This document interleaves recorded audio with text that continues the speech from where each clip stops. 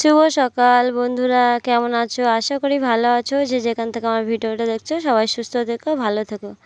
দেখো এই খোলা আকাশ, উন্মুক্ত আকাশ, কত সুন্দর আমাদের পৃথিবীটা, শান্ত নিরিবিলি।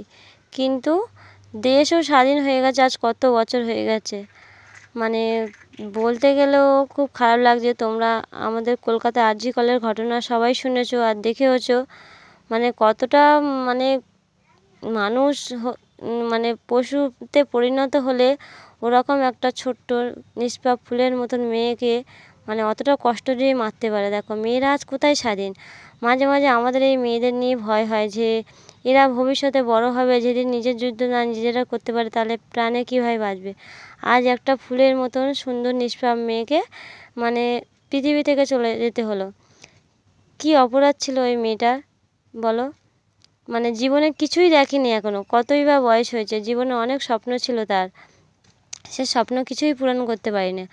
মানে আমাদের পৃথিবীতে আসার পরে উপর আল্লাহ, গড, ভগবান সবাই পরে যেদিক কেউ সুস্থ জীবন আমাদের দান করে সে হলো ডক্টর।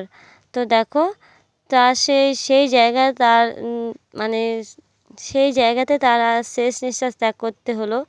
কিন্তু তার মানে কতটা কষ্ট দিয়ে তার জীবনটাকে আজ শেষ করে দিয়েছে। মানে পৃথিবীর বুকে কত নরপিশাচ ঘুরে বেড়ায় দেখো। আর মানে তার কতটা কষ্ট দিয়েছে, দিলে তার জীবনটা মানে ওইভাবে শেষ করেছে। তার এক স্বপ্ন ছিল যে সে বড় হয়ে অনেক বড় হবে, মানুষের পাশে দাঁড়াবে, কিন্তু সে স্বপ্ন তার কিছুতে নিতে দিল না। দেখো কতটা কষ্ট করে। আর আমাদের কলকাতায় যে কী অবস্থা হচ্ছে কি বলবো। তোমরা সবাই নিউজ চ্যানেলে